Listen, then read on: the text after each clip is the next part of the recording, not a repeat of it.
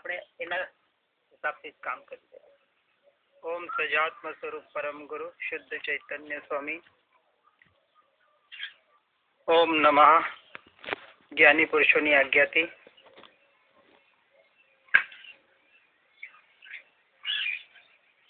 सबसे पहले हमने देखा मोक्ष यानी क्या.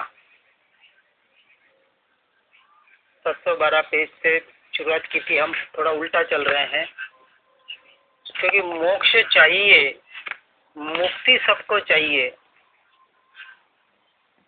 लेकिन जिस मुक्ति की हम बात करते हैं वो मुक्ति और कहीं और नहीं है, हमारे भीतर में ही पड़ी हुई है.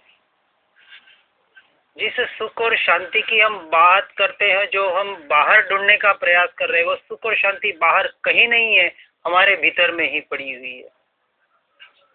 और भीतर में क्या, जो मेरा स्वरूप है, जो मेरा स्वभाव है, वही तो सुख है, वही तो शांति है, वही तो ज्ञान है, वही तो आनंद है. सब कुछ मैं ही हूँ, मेरे मैं भी नहीं, वही मैं हूँ.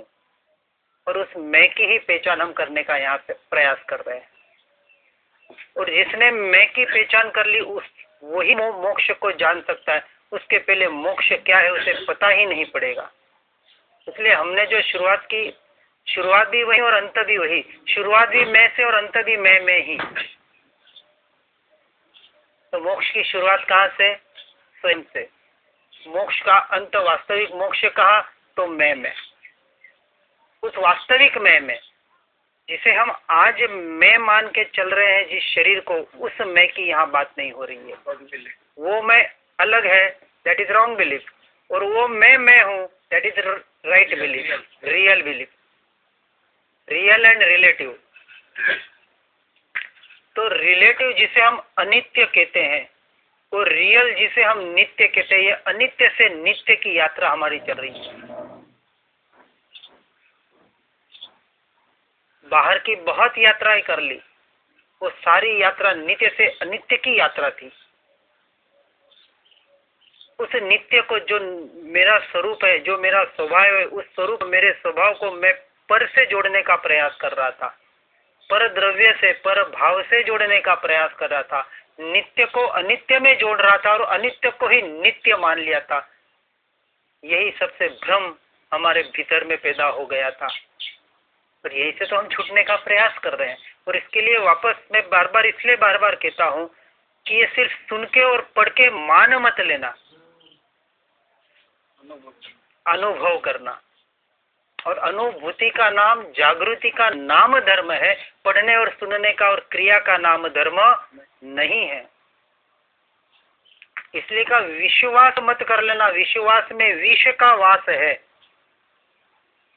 अपनी अनुभूति के आधार पर निर्णय करके पक्का श्रद्धान करना.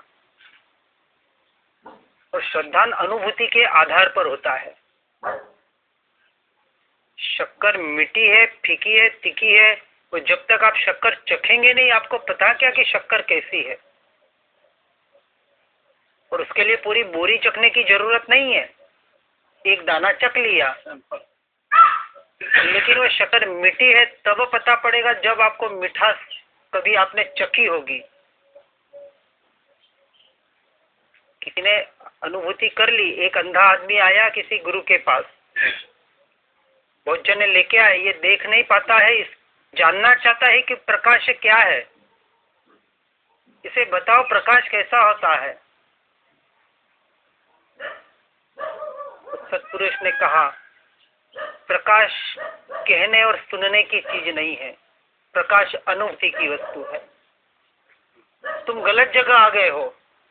मैं इसको प्रकाश न समझा सकता हूं, न दिखा सकूं. इसे डॉक्टर के पास ले जाओ, आंख का ऑपरेशन कराओ, और जब ये देखने लगेगा तब ही इसे पता पड़ेगा कि प्रकाश क्या होता है. नहीं तो कोई कहेगा प्रकाश बगुले के जैसा सफेद होता है. वो बगुला क्या होता है उसने देखा नहीं कभी. प्रकाश सफेद और ऐसा शुभ्र होता है, वो सफेद क्या होता है उसे पता नहीं कभी. आप क्या कैसे समझाएंगे उसे. ये विषय पूरा अनुभूति का है. मैंने कितना समझा दिया, मैं आपने कितना पढ़ लिया, कितना सुन लिया, ये विषय तो उसके लिए है, वहां तक है. आपके अनुभूति के साधन मात्र है. साधन है, इसका उसका उपयोग करना है, प्रयोग करना है अपनी अनुभूति के लिए। और जब तक अनुभूति यहाँ निर्णय नहीं होता, ये पढ़ा सुना आपके कुछ काम का नहीं। इसलिए मैं बार बार इस चीज को दोहराने का प्रयास कर रहा हूँ कि मेरे पे भी विश्वास कर लेना और शास्त्र पे भी विश्वास मत कर लेना। एक प्राइमरी विश्वास होता है, लेकिन अंधविश्वास मत करना, क्योंकि वो विश्वास अंधविश्वास होता है बिना अनुभूति का। और जब तक स्वयं की अनुभूति नहीं होगी, इसलिए हम उस अनुभूति के विषय को समझाने का प्रयास कर रहे हैं कि किस चीज की हमें अनुभूति करनी है। कि मुझे आत्मा की अनुभूति करनी है तो करनी पड़ेगी। आत्मा अरूपी है और अरूपी वस्तु की अनुभूति करना बहुत टेढ़ी होती है। तो उसे अनंत पुरुषार्थ का, और अनंत पुरुषार्थ का मतलब कोई आपको शारीरिक कष्ट वगैरह ऐसा कोई भूखा रहना या ऐसा कोई बात पहले नहीं होती है। ये पूरा मन का खेल है। प्राइमरी स्टेज में जो मन हमारा निरंतर, जो जिसे हम उपयोग कहते हैं, जो आत्मा का लक्षण है, मुख्य लक्षण, ये उपयोग जो पर द्रव्य में अनित्य तत्व में जा रहा है, उस अनित्य से इस नित्य की यात्रा की वास्तविक नित्य क्या है। इसलिए सबसे पहला ही प्रश्न हम खड़ा करते कि मैं कौन हूं, और मैं कौन हूं इस समझ आपको भीतर से जागृत करनी है, कहीं सुनने से नहीं।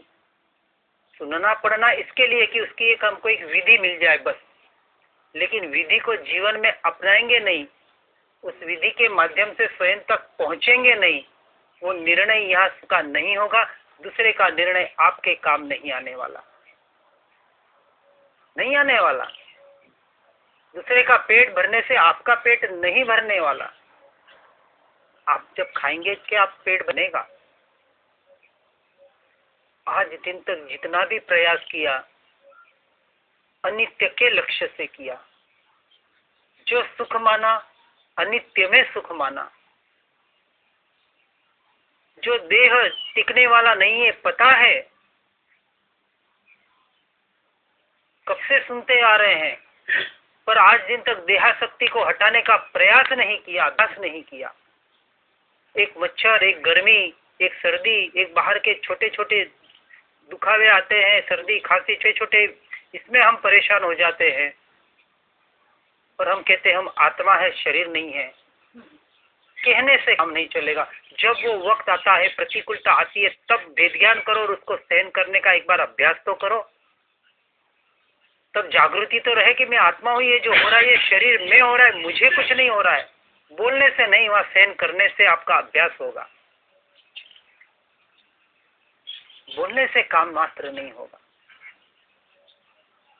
ठीक है, वो समझ के लिए, उसकी जागृति के लिए हम उसका चिंतन करते हैं। कोई मंत्र दे दिया तो मंत्र रटन से काम नहीं होगा। मंत्र को उस भाव के साथ अपने भीतर पे उस मंत्र को जीने का प्रयास करो। जो बताया गया उसको जीने का प्रयास करो तो काम होगा। और इसलिए हमने इस ज्ञान विषय पर शुरुआत की थी कि बीजभूत ज्ञान और वृक्षभूत ज्ञान। बीजभूत ज्ञान जिसे हम सम्यक दर्शन कहते हैं, और वृक्षभूत ज्ञान जिसे हम केवल ज्ञान कहते हैं। अपने को कोई शब्दों में और भाषा में और इसमें नहीं अटकना है। अपने को तो समझ लेके उसके अनुभूति में जाने का प्रयास करना है, प्रैक्टिकल। अब बीजभूत ज्ञान है तो ज्ञान किसे कहा, यहाँ हमने शुरुआत की। क्या जिस ज्ञान को हमने बाहर से शुरुआत की कि संसार के ज्ञान को क्या ज्ञान कहा, वो तो सारा ज्ञान है। उस ज्ञान वास्तविक ज्ञान नहीं कहा तो ज्ञान किसे कहा, तो दूसरे नंबर पे आए। अब धर्म क्षेत्र में प्रवेश किया, अब धर्म को जानने का प्रयास किया, शरीर के माध्यम से ही कर रहे हैं। व्रत, जप, तप, मंत्र, यंत्र, तीर्थ यात्रा जो भी हम कर रहे हैं शरीर के माध्यम से कर रहे हैं, और उसी को धर्म मान लिया। क्या इस धर्म से मुझे स्वयं की जागृति हो रही है? क्या इस धर्म से, जो धर्म हम कहते हैं कि मोह राग द्वेष कम करने के लिए करना है, समता भाव को प्राप्त करने के लिए करना है। प्राप्त तो क्या करना, व्यवहार से कहते हैं। समता भाव मेरा स्वभाव है, तो अपने स्वभाव में स्थित वो स्वभाव जब तक ये क्या समता वस्तु क्या है नहीं जानेंगे, आप मात्र बाहर की क्रिया कर रहे हैं, कुछ कषाय कम हो भी जाती है, समता भाव थोड़ा कुछ आ भी जाता है, हमें लगता है हमारा धर्म हो रहा है। अभी ये बाहर का ही धर्म शरीर से ही हो रहा है और शरीर के धर्म को धर्म मान लिया। अब वहां वो जीव अटक गया क्योंकि उसने मान लिया मैं धर्म कर रहा हूं। अब वो आगे बढ़े कहां से, और बढ़े तो शरीर की क्रिया में ही बढ़े, क्योंकि शरीर की क्रिया को अपना धर्म मान लिया। इसलिए हमने फिर कल तीसरी स्टेज देखने का प्रयास किया कि इस बाहर के धर्म के मार्ग से उन सूत्रों में जो बताया, उन सूत्रों के माध्यम से जब ये जाना कि वास्तविक धर्म इन सूत्रों में बताया है, सूत्रों का रटन ये धर्म नहीं है, इन सूत्रों में के माध्यम से जो बताया गया मुझे वहां आगे बढ़ना है।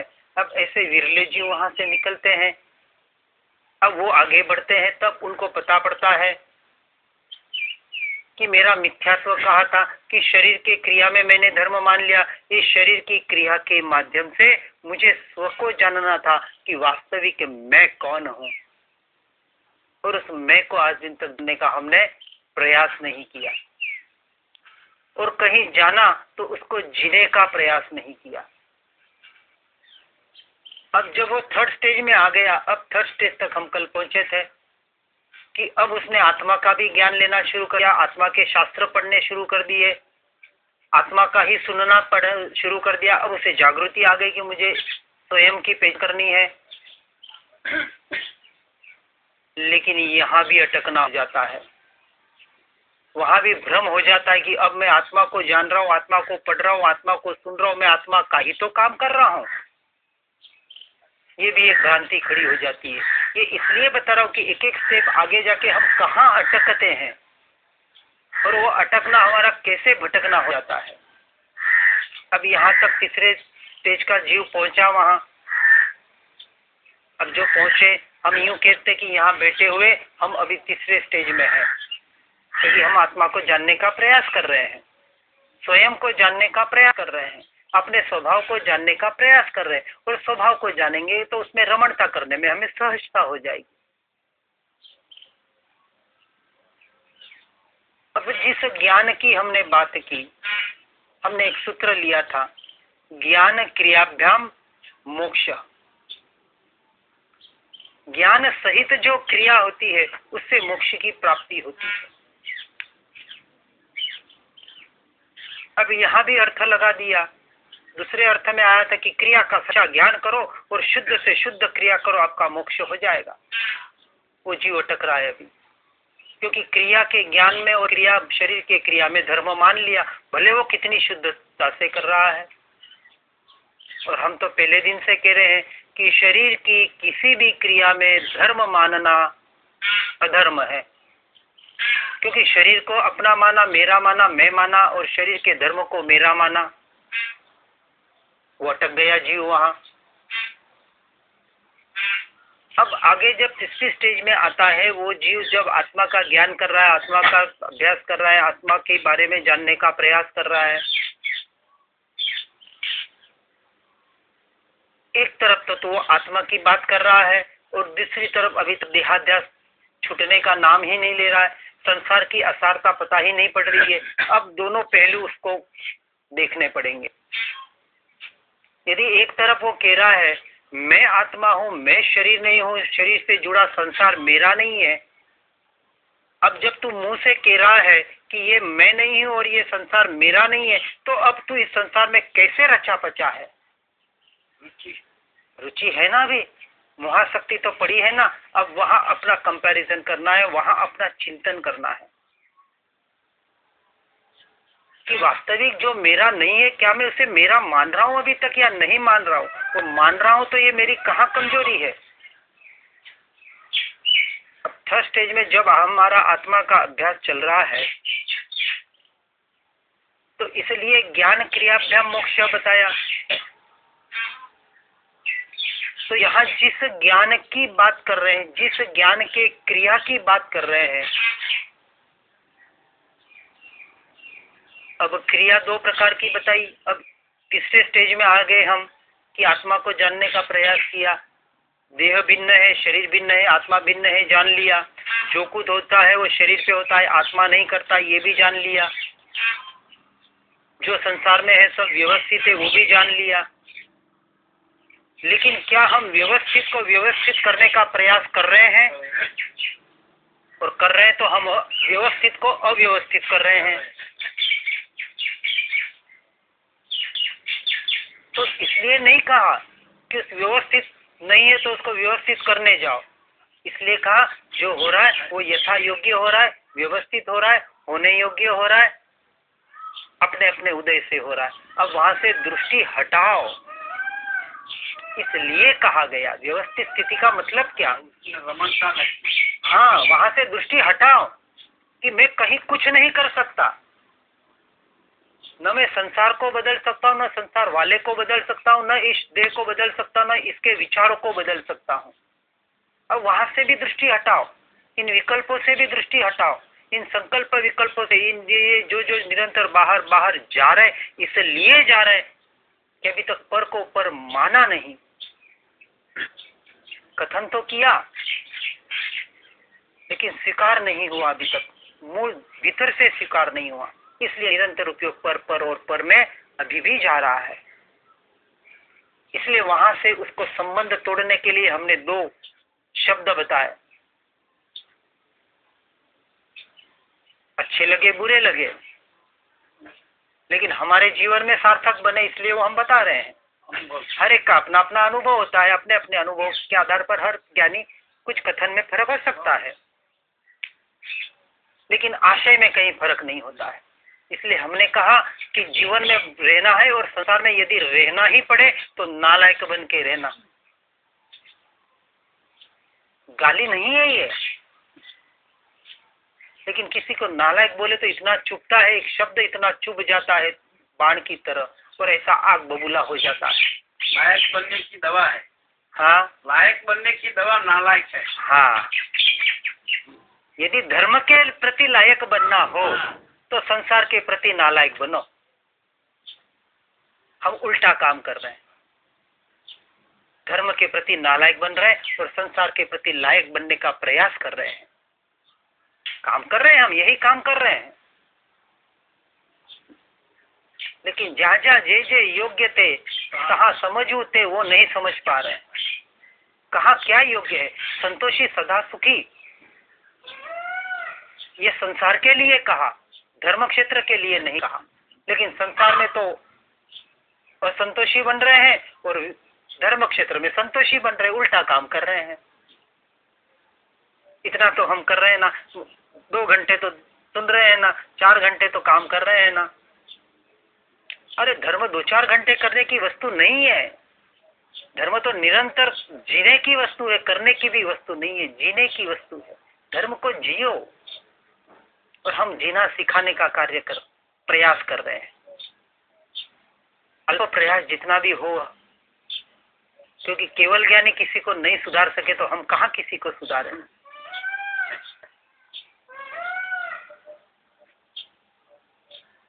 ये हमें तो एक आप लोगों जैसे ये मिलता है कि हमें भी ऊंचे स्वरों में अपना स्वयं का स्वाध्याय करने का उतनी देर कहीं भी, क्योंकि हमारा भी तो मन है, मन कहीं ना कहीं भटकने का कार्य करता है, दृढ़ निश्चय हुआ है। इसलिए ये जो मार्ग बताया जा रहा है, अनित्य से ये नित्य की यात्रा है। इसलिए हम ज्ञान स्वभाव को समझाने कर रहे हैं कि जिस ज्ञान को हम ज्ञान जान रहे हैं, जिस ज्ञान को ज्ञान मान रहे हैं, क्या वो वास्तविक ज्ञान, वो वस्तु क्या है? क्योंकि ज्ञान ही एक ऐसी वस्तु है जो आपको सीधी आत्मा तक पहुंचा सकती है, आत्मा की अनुभूति करा सकती है। क्योंकि निश्चय से आत्मा को ज्ञान मात्र कहा। ज्ञान ही आत्मा है, स्वरूप भी नहीं। ज्ञान ही आत्मा है और आत्मा ही ज्ञान है। भले एक गुण है आत्मा का, पर वो आत्मा की अनुभूति के लिए वो एक ही गुण उपयोगी है। इसलिए आत्मा को व्यवहार से ज्ञान मात्र कहा। इसलिए उस ज्ञान को समझना बहुत जरूरी है। इसलिए जब तीसरे स्टेज में हम आते हैं और बाहर का ये जो क्षम ज्ञान, शास्त्रों का ज्ञान पढ़ के सुन के भी कर लिया, जरूरी है, उसको हम निकालने का प्रयास नहीं कर रहे, परंतु वहां भी अटकना नहीं है। अब जब जो भी हमने जितना भी सुना, पढ़ा, जाना, अब उसको उतारने का प्रयास करो, उसको जीने का प्रयास करो, उसमें जागृति रखने का प्रयास करो निरंतर। और ये जागृति का नाम धर्म बताया है। कुछ करने का नाम धर्म नहीं है, कुछ होने का नाम धर्म है। धर्म घटित होता है, पहले स्टेज में करना पड़ता है, लेकिन जिसने करने में ही धर्म मान लिया वो होने में नहीं पहुंच पाता है। अब हम कहते हैं शरीर माध्यम खलु धर्म साधनम, लेकिन हम होशियार जीव है, मन मिला है ना, मनुष्य जन्म मिला है ना, चालाक मनुष्य प्राणी जैसा चालाक प्राणी कोई नहीं है। वो कहता है मुझे धर्म करना है तो शरीर को तो टिकाना पड़ेगा ना, तो शरीर को कैसे टिकाऊं ये भी तो सोचना पड़ेगा मुझे। लेकिन जितने शरीर को टिकाने का जीव विचार करता है उतना वो हिंसक होते चला जाता है, क्योंकि शरीर को टिकाने का भाव ही हिंसा कहा है। भाव की बात हो रही है, ऐसा नहीं कहा कि शरीर को बिल्कुल फेंक दो आप, क्योंकि धर्म करने के लिए शरीर काम आएगा, बिल्कुल जरूर आएगा। मन वचन काया से ही आप उस तत्व तक पहुंच सकते हो। मनुष्य जन्म में ही आप उस केवल ज्ञान स्वरूप को, मोक्ष को पा सकते हो, दूसरा कोई भाव नहीं बताया। इसलिए मनुष्य भाव की महिमा बताई। लेकिन हम मूढ़ जीव ऐसे हैं कि धर्म का नाम लेकर शरीर को ही टिकाने का वापस प्रयोजन करते हैं। यदि आपने शरीर को टिकाया, चलो अच्छी बात है धर्म के लिए, और धर्म के लिए शरीर टिका रहे हो तो धर्म कितना कर रहे हो ये पहले सोचो। 2 घंटे तो धर्म कर रहे हैं और 22 घंटे संसार में, और कहते धर्म के लिए शरीर टिका रहे 2 घंटे, क्योंकि 2 घंटे को धर्म मान लिया। तो हम कैसे होशियार जीव है। और जितना देहात्म बुद्धि है, जितने शरीर पर दृष्टि है, उतनी वो हिंसा ज्यादा करते जाएगा। आज एलोपैथियां, गोलियां निकल रही है, औषधियां निकल रही है, हम शरीर का जिससे इलाज करते हैं। जरा बुखार आया नहीं कि डॉक्टर के पास चले गए, इंजेक्शन ले लिया, पता नहीं वो इंजेक्शन कितना हिंसक होता है, पता नहीं वो गोली कितनी हिंसा से बनी हुई है। ये जो हम लेते हैं ना कैप्सूल, इसमें सारी में चर्बी आती है, निरंतर चर्बी खा रहे हम। एक एंटीबायोटिक गोली लेते हैं, आते हैं ना एंटीबायोटिक गोली, दर्द निवारण रोगों के लिए एंटीबैक्टीरियल और एंटीबायोटिक गोलियां सबसे पहले डॉक्टर आपको देता है, जिससे आप 2 दिन में 3 दिन में ठीक हो जाते हो। उससे पहले नहीं हो सकते, नहीं तो वास्तविक रोग निकालने के लिए आपको 15 दिन लग जाते हैं, प्राकृतिक रोग निकालना हो तो। लेकिन हमारे पास समय नहीं है।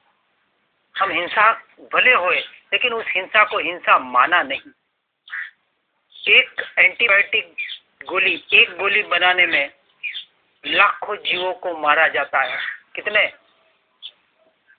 किसी भी फार्मासिस्ट जिसने किया हो, दवाई बनाने वाला कोई हो ना, उसे पूछ लेना। मैंने प्रत्यक्ष पूछा इसलिए कह रहा हूं। जिस प्रकार के बैक्टीरिया हमारे शरीर में होते हैं, यानी रोग के परमाणु कीटाणु है, उन कीटाणु के अपोजिट जो कीटाणु होते हैं, वैसे कीटाणुओं को पैदा किया जाता है। फिर उन कीटाणुओं को मार के उनकी पाउडर बना के उस गोली में डाल के आपको दी जाती है। एक गोली के लिए लाखों कीटाणु मारे जाते हैं। अब वो एक एक गोली के लिए नहीं बनाते, वो तो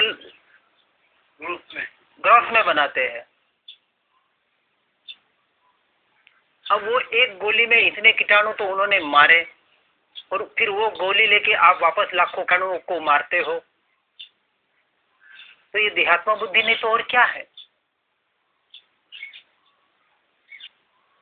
जिसे अभी तक शरीर टिकाने का भाव है, और वो भी धर्म के नाम पर, वो अभी बहुत बड़ा अधर्म कर रहा है, क्योंकि अभी उसने समझा नहीं वास्तविक धर्म को। मैं कौन हूं इसकी वास्तविक सत्य की समझ प्राप्त नहीं की। और जो सत्य की समझ प्राप्त कर लेता है, अब उसे इन बाहर के प्रयोजन में ऑटोमेटिक वहां से उसकी दृष्टि हटने लग जाती है। ये उसका लक्षण है।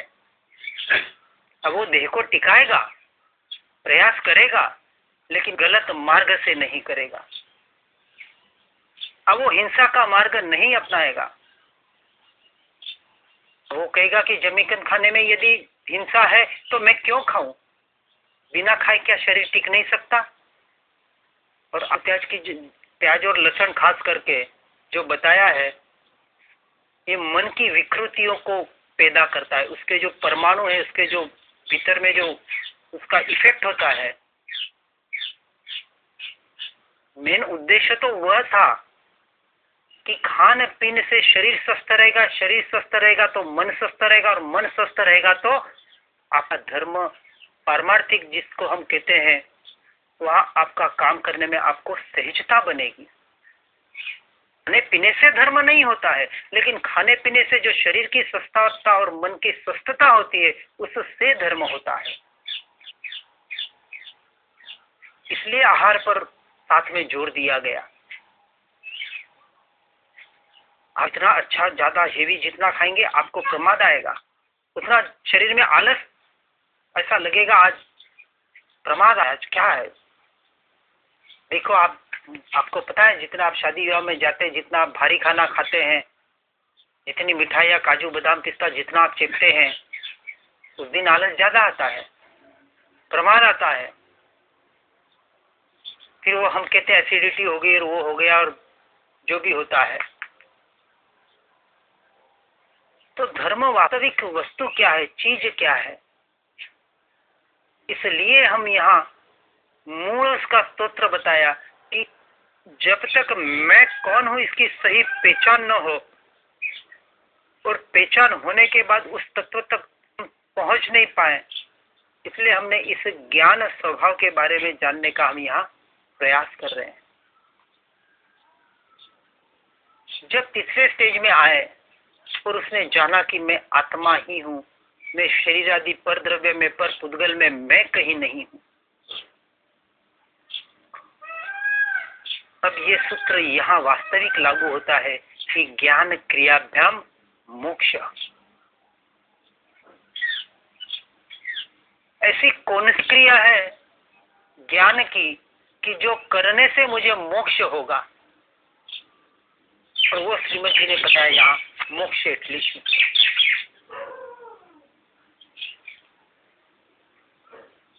तो वापस जिस से हमने शुरुआत की थी, तो घूम फिर के आएंगे वहीं। अब जब ये तीसरी स्टेज, और तीसरी स्टेज को जानकर जब वो चौथी स्टेज में वास्तविक धर्म की और अपने स्वभाव की अनुभूति की ओर बढ़ता है, वहां उसे पता पड़ता है, अब ये व्यवहार से जाना कि मैं ज्ञान मात्र हूं। अनंत गुणों में जो ज्ञान गुण मेरा जो रहा हुआ, जो वास्तविक मेरा स्वभाव है, उस ज्ञान स्वभाव को जानने से ही मैं उसकी अनुभूति, अपनी स्वयं की अनुभूति कर सकता हूं। आज तक जितनी भी क्रियाएं की वो पुद्गल की, और पुद्गल की क्रिया में अपना धर्म माना। ये जो भ्रांति थी, ये जो मिथ्यात्व था, ये इसका वहां निकलने लग जाता है। वो क्रिया छोड़ता नहीं है, मान्यता बदलती है मात्र। क्रिया रहती है, लेकिन इस क्रिया में धर्म मानना छोड़ देता है कि शरीर की क्रिया में धर्म नहीं है। वहां शरीर की क्रिया तो जैसे चल रही है, जो वैसे ही चल रही है उसकी। संसार की है तो संसार की चल रही है, धर्म की है तो धर्म की चल रही है, साधु की है तो साधु की चल रही है। क्रिया तो सब वैसे की वैसे चल रही है। अब वहां उस क्रिया में धर्म न मानकर, अब इस क्रिया की, जिस ज्ञान क्रिया की यहाँ वास्तविक हम बात समझने का अब प्रयास करेंगे कि कौन सी क्रिया, किस ज्ञान की क्रिया। जो हमें सीधा आत्मज्ञान की ओर यानी स्वयं की स्वभाव की ओर ले जाने का कार्य करेगा। इसलिए हमने जाना कि दो द्रव्य है, एक जीव द्रव्य और एक पुद्गल द्रव्य। पुद्गल एक द्रव्य है, उसके गुण भिन्न है, उसकी पर्याय भिन्न है। जीव एक द्रव्य है, उसके गुण भिन्न है, उसकी पर्याय भिन्न है। दोनों द्रव्य इतने स्वतंत्र है, एक द्रव्य दूसरे द्रव्य का अंश मात्र भी कार्य कर नहीं सकता। एक द्रव्य का दूसरे द्रव्य में अंश मात्र भी लेना देना नहीं है। इसलिए दोनों द्रव्य स्वतंत्र है। ये हमने शास्त्र के माध्यम से जाना। अब ये जाना ये भी ज्ञान है, लेकिन ये भी अभी परोक्ष ज्ञान है, प्रत्यक्ष ज्ञान नहीं है, अनुभव का नहीं है, क्षम ज्ञान है। अब इसका उपयोग हमें वास्तविक सत्य को जानने के लिए करना है। वहां तक अब इनका काम, अब इनका काम खत्म। अब आपका काम, स्वयं का काम शुरू, जहां हम जिसको प्रैक्टिकल कहते हैं। अब उस धर्म को जिसको आपने जाना, उसको आप अपने जीवन में लाने का प्रयास करो, उसको जीने का प्रयास करो। और ये जितना आप जिएंगे, आप अपने स्वयं के करीब पहुंचेंगे, आप स्वयं में स्थित होते जाएंगे। अब पुद्गल द्रव्य का परिणमन अलग हो रहा है, पुद्गल द्रव्य की क्रिया अलग हो रही है। इसलिए हमने पहले जानने का प्रयास किया कि पुद्गल परमाणु, पुद्गल द्रव्य किसे कहा, पुद्गल में क्या क्या आता है।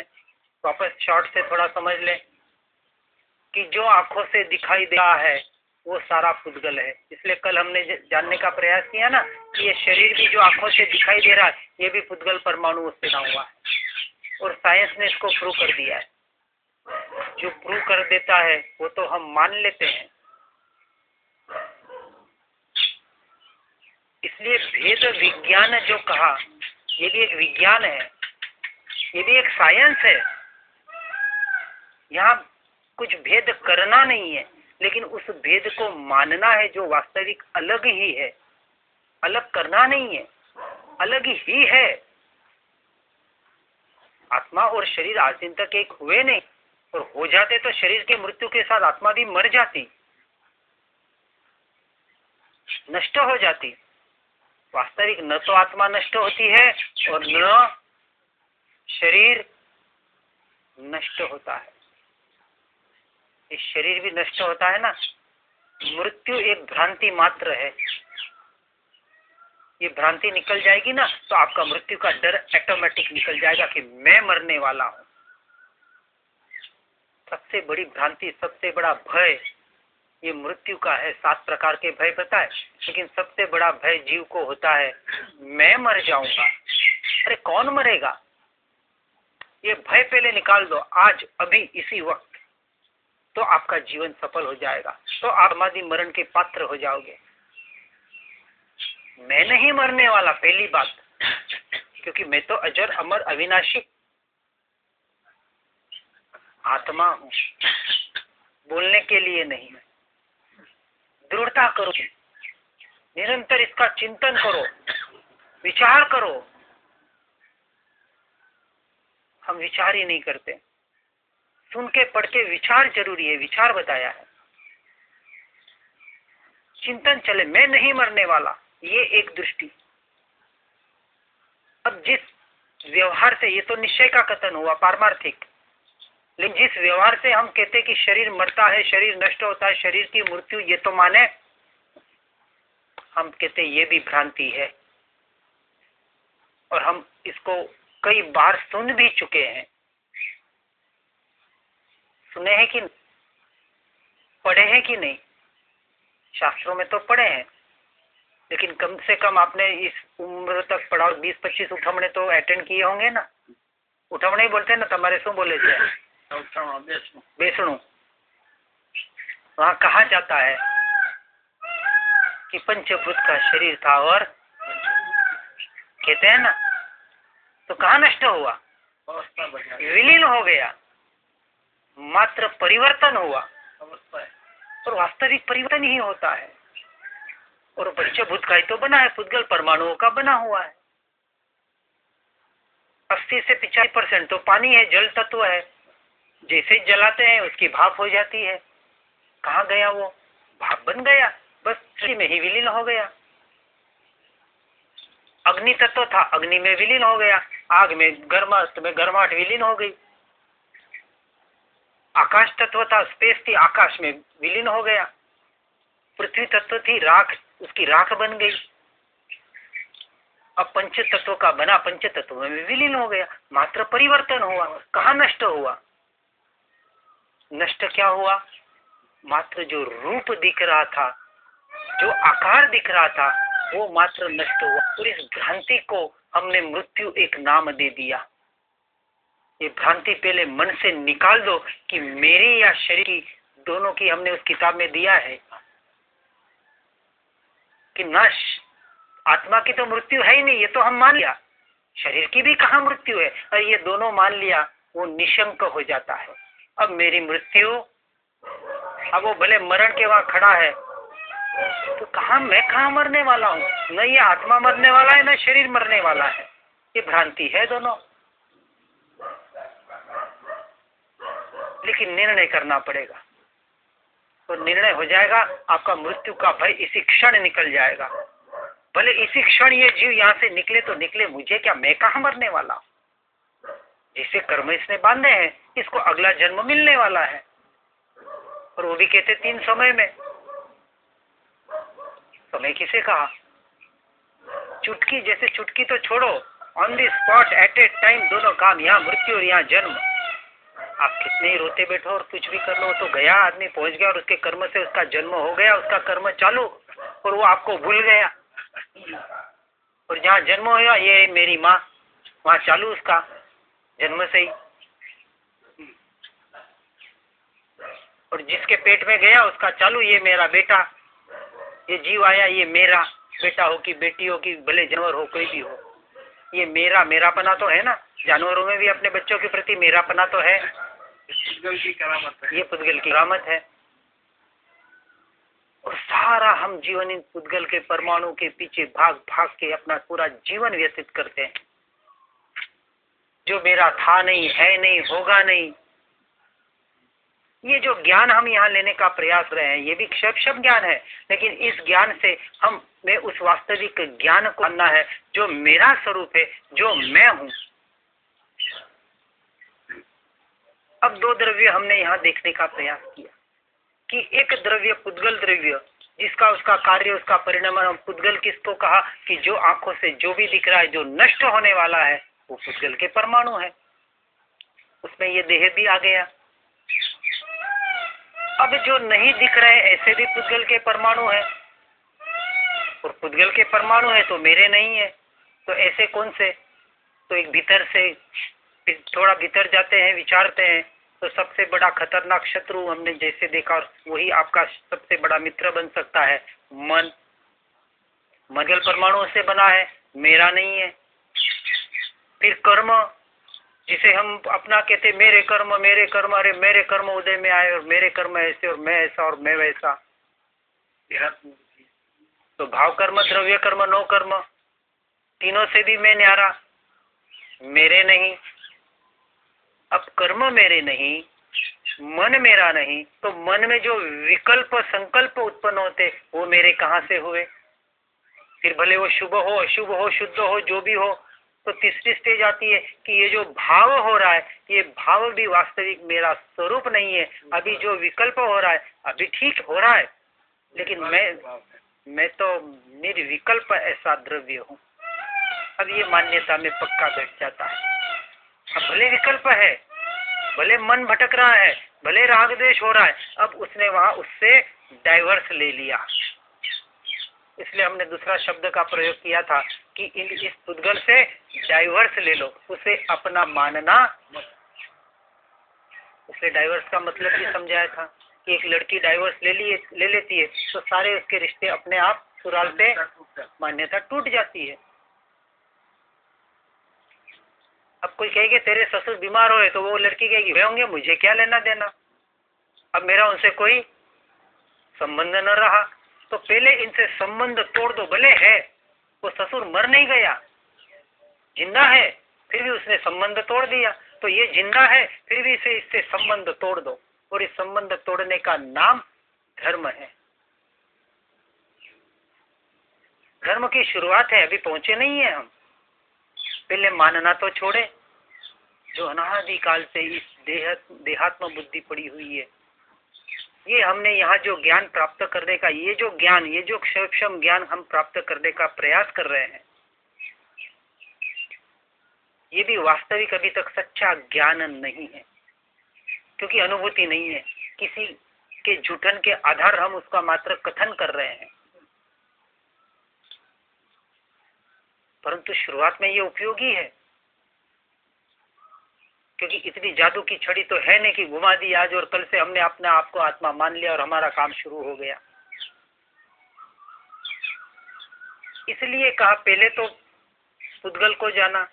अब पुद्गल के जो क्रिया है, यानी अब पुद्गल जाना ना, शरीर, बाहर के पदार्थ, मन, संकल्प, विकल्प, कर्म, ये पुद्गल के जो परिणमन है, पुद्गल के जो क्रिया हो रही है, इस क्रिया में तो मेरा 1% भी संबंध नहीं, क्योंकि पुद्गल द्रव्य ही अलग है।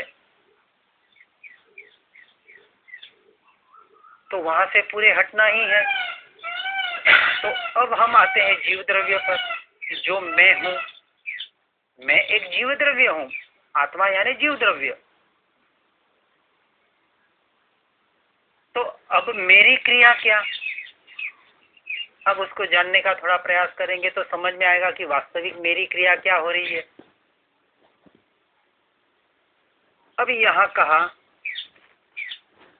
कि आत्मा का एक स्वभाव है और आत्मा का एक विभाव है, वैभाविक गुण कहा उसे, गुण ही है। जैसे आत्मा को स्वपर प्रकाशक कहा गया, स्वपर प्रकाशक, और स्वपर प्रकाशक का कार्य यानी आत्मा एक ही समय में स्व को भी जानता है और एट ए टाइम। और ये जानने का जो कार्य है, ये कौन करता है? कौन करता है? कौन करता है? ज्ञान गुण करता है। आत्मा सीधा कभी नहीं करता। ये भी एक बहुत मतलब हम सीधा आत्मा पे पहुंच जाते हैं कि आत्मा आज तक न किसी ने जाना है न जान सकता है। कोई कहता है कि मैंने आत्मा को देख लिया, हम उसे नहीं मानते, क्योंकि केवल ज्ञान के पहले आत्मा दिखाई नहीं देता, मात्र अनुभूति में आता है। और अनुभूति का मतलब होता है निर्णय, श्रद्धा, सम्यक दर्शन।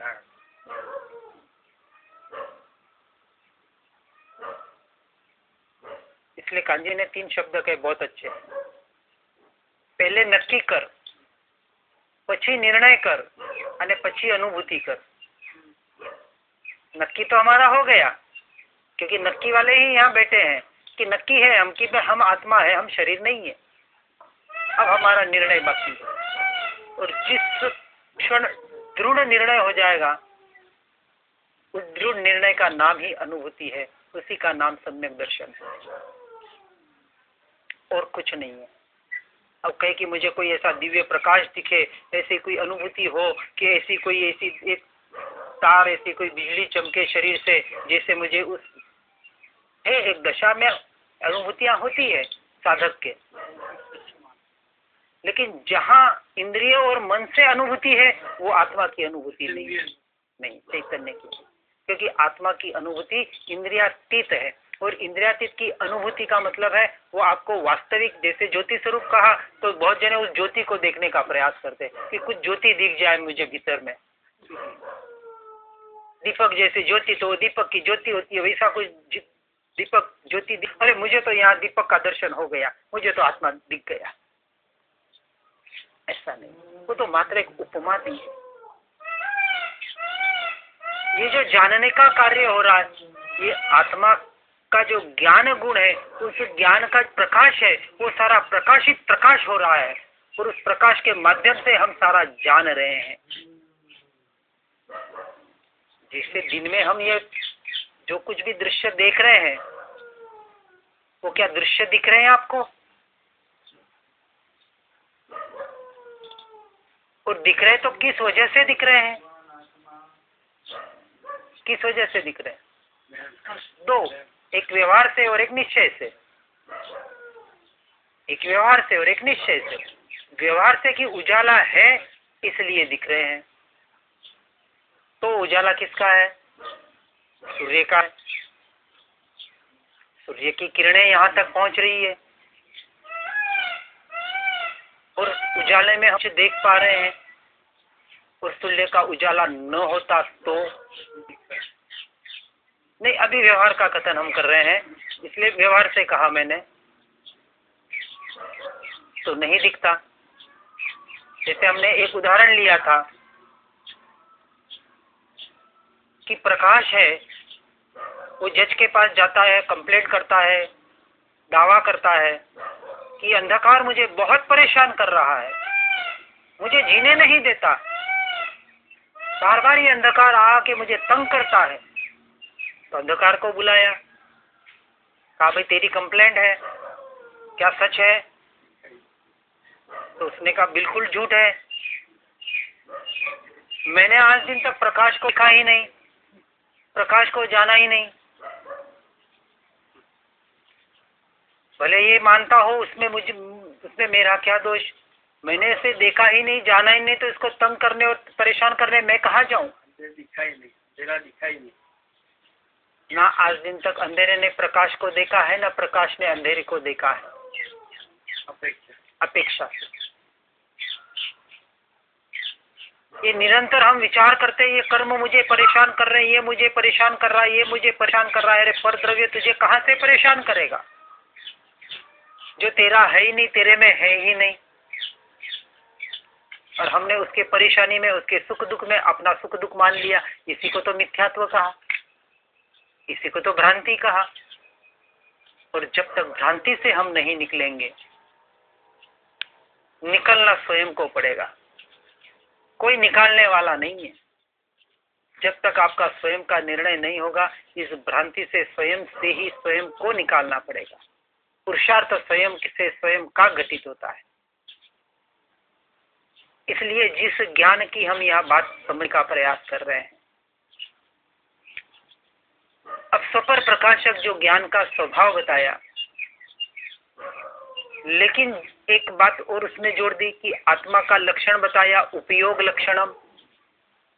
उपयोग एटेम दो में नहीं जा सकता। उपयोग जब पर को जानता है तब स्व से चुक जाता है, तो स्व को जानता है तब पर से ऑटोमेटिक हट जाता है। तो हमें जो पुरुषार्थ करना है, ये जो उपयोग निरंतर पर द्रव्य में जा रहा है, उस पर द्रव्य में जाते हुए उपयोग को अपने स्व की ओर बुलाने का जो पुरुषार्थ, इसे अनंत पुरुषार्थ कहा।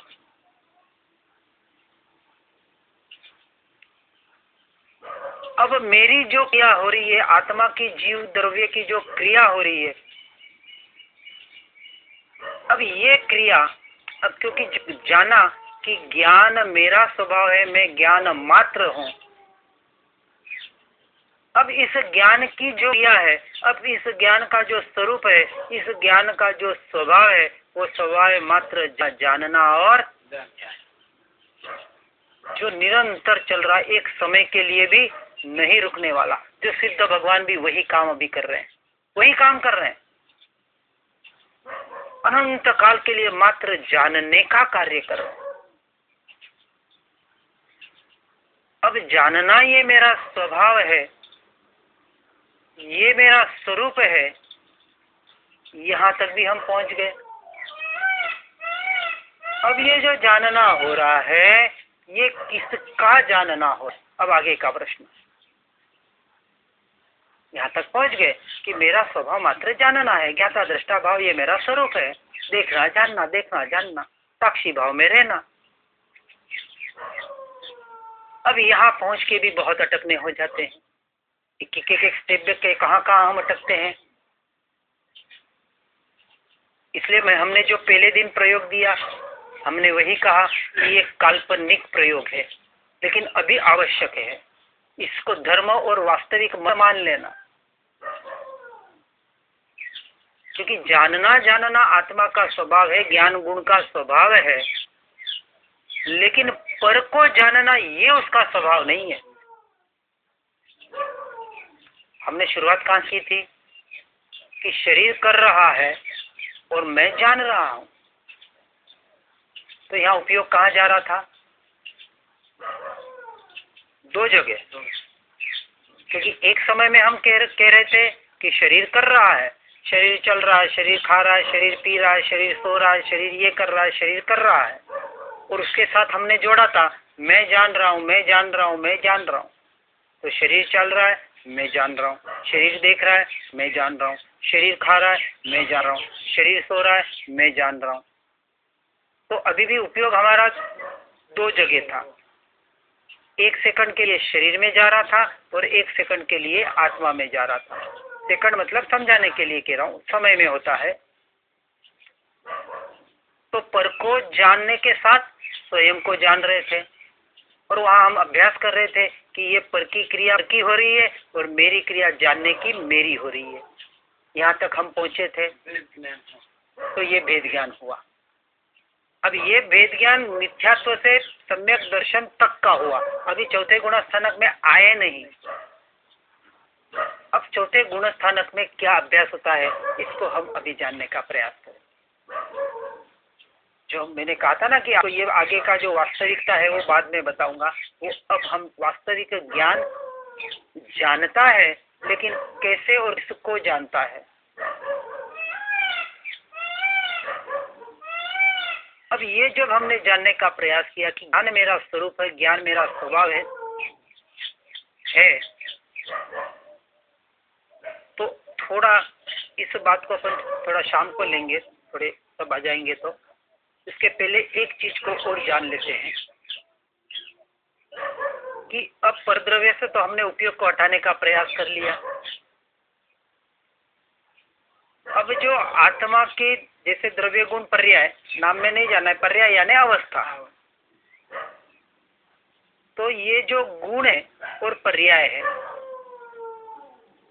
पर्याय को उत्पाद व ध्रुव युक्तम कहा कि पर्याय एक समय में उत्पन्न होती है और नष्ट होती है, फिर भी जो ध्रुव है, जो द्रव्य है, वो स्थिर रहता है, कायम रहता है, एज इट इज रहता है, उसमें अंश मात्र फेरफार नहीं होता।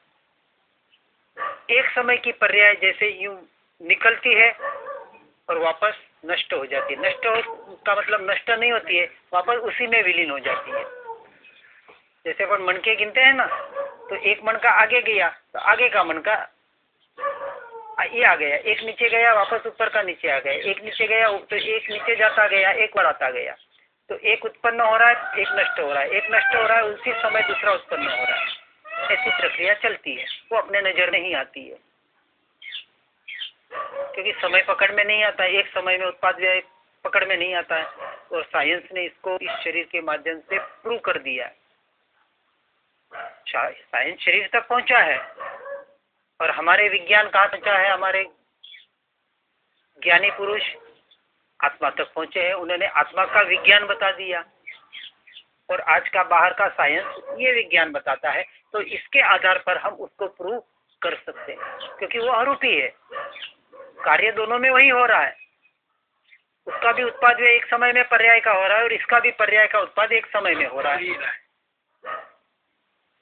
हमारे ज्ञानी पुरुषों ने तो एक समय में बताया, लेकिन साइंस वहां तक तो पहुंची है। कहां तक पहुंची है? वो कहती है कि एक सेकंड में, कितना? एक सेकंड में इस शरीर के परमाणु, जिसको हम इलेक्ट्रॉन, प्रोटॉन, न्यूट्रॉन साइंस ने नाम दिया है, 50 से 60 हजार बार बदल रहा है। एक समय, एक सेकंड में, एक क्षण, क्षण ही कहते हैं वैसे। ये प्रूव हो चुका है, उसने उस पर अभ्यास परीक्षण कर लिया है। अब एक क्षण में, एक समय में 50 से 60 हजार बार चेंज होता है, और वो भी प्रूव कर दिया उसने इसके आधार पर कि इंसान का जो शरीर है हर 6.5 साल के बाद कितना टोटली बदल जाता है। टोटली यानी 6.5 साल पहले जो शरीर था उसका एक अणु मात्र भी अभी नहीं है। तो हम जितने, अब सोचा आप जितने साल है उतने साल आपका शरीर पूरा नष्ट होकर नया आ चुका है, तो वो तो मृत्यु हो ही गई है। हर 6.5 साल में पूरा शरीर नष्ट ही हो जाता है और नया पैदा हो जाता है।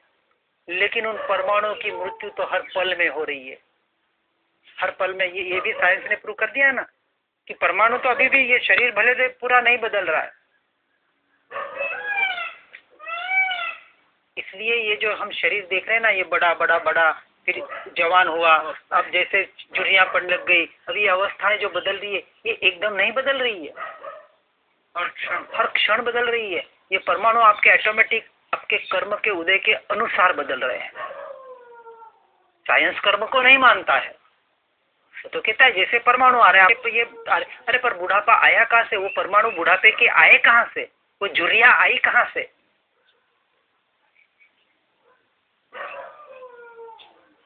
ये शरीर के परिणमन है। और हमारा ये शरीर औदारिक शरीर है। औदारिक शरीर का जैसा परिणमन होता है उस अनुसार आपको बुढ़ापा आता है। और वहाँ करोड़ों साल देवता जीते हैं तो भी एक झुर्री नहीं पड़ती है, क्योंकि वेखरीय शरीर है। शरीर के परमाणु उनको वैसे मिले कि करोड़ों अरबों साल जीने के बाद भी एक झुर्री नहीं पड़ती है। यहाँ तो 80 साल में झुर्रियां पड़ जाती है। ये सारा खेल पुद्गल परमाणुओं का हो रहा है।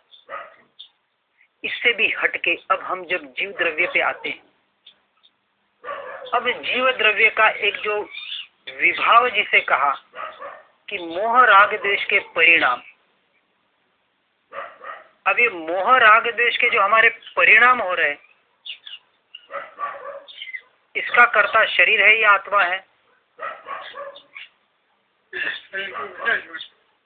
वजह से भले होते हैं, पर इसका कर्ता तो अभी आत्मा है ना। मोह राग द्वेष भाव करने वाला तो आत्मा ही है। वैभाविक भाव है, ये आत्मा की शक्ति है। वैभाविक शक्ति कहा हाँ, ये 47 शक्ति समय सार में जो दी है ना, उसमें की वैभाविक शक्ति दी है। ये भी आत्मा की ही शक्ति है। पर वो कब होती है? तो जब आपने कहा कि जब वो का उपयोग होता है तो उसका परिणमन मोह राग द्वेष रूप हो जाता है। ये जड़ शरीर वो राग द्वेष ही करता है, ये क्या करे बेचारा? ये तो अभी भी जड़ ही है, ये तो जिंदा मुर्दा है। बस इसको ये फिर स्वाध्याय से जितना आप स्वाध्याय करेंगे, जितना डिटेल में जाएंगे, और वैसे बहुत डिटेल जाने की जरूरत नहीं है। अब क्या हमें शौक है, पढ़ते हैं, जानते हैं, करते, जितना आया उतना देने का प्रयास करते हैं। लेकिन समझने वाले के लिए, पाने वाले के लिए बहुत शास्त्र पढ़ने की जरूरत। इसलिए मास्टर मुनि का उदाहरण आता है ना, महत्व सदगुरु का इतना है। बस आपने समझ लिया, वो क्रिया कर ली और उसको जी लिया अनुभव में, तो आपका काम हो गया। जिसको एक मंत्र याद नहीं होता था, ऐसे मास्तुष मुनि ने केवल ज्ञान पा लिया, एक मंत्र याद नहीं होता था। सूत्र तो याद करने की बात बहुत आगे हो गई। इसलिए ऐसे मत मानने लगा कि जिनको शास्त्र के शास्त्र याद है उनको तो वो पा सकते हैं, ऐसा कोई जरूरी नहीं है। इसलिए जिस ज्ञान की हमारी बात हो रही है कि मात्र शास्त्र के ज्ञान से, मात्र शास्त्र को सुनने और पढ़ने से उस ज्ञान तत्व को नहीं पा सकते। उस ज्ञान स्वभाव को जानकर, उस निरंतर अभ्यास करके, निरंतर उसका वारंवार उसका अभ्यास, उसके रटन, उसकी प्रतीति करने का प्रयास करने से की अनुभूति तक हम पहुंच सकते हैं। और ये अनुभूति आपको कोई नहीं करा सकता। कोई कहते हैं कि उसने उसको आत्मज्ञान दे दिया, ये देने और लेने की चीज नहीं। निमित्त नैमित्तिक संबंध भी उतना ही है, पुद्गल तक। पुद्गल तक हम कह सकते हैं, समझा सकते हैं, शास्त्र का जो आशय है उसको बता सकते हैं, लेकिन समझना स्वयं को पड़ेगा और समझ के उसको जीना पड़ेगा। मात्र समझ के भी काम, समझ पहली तो समझ, और समझ आने के बाद उसके अनुसार बस वो निर्णय, और निर्णय के लिए अभ्यास, निरंतर उसका अभ्यास बहुत जरूरी है। और इस अभ्यास को भी पुरुषार्थ अभ्यास कहो, वारंवार रटन कहो, जो भी कहो,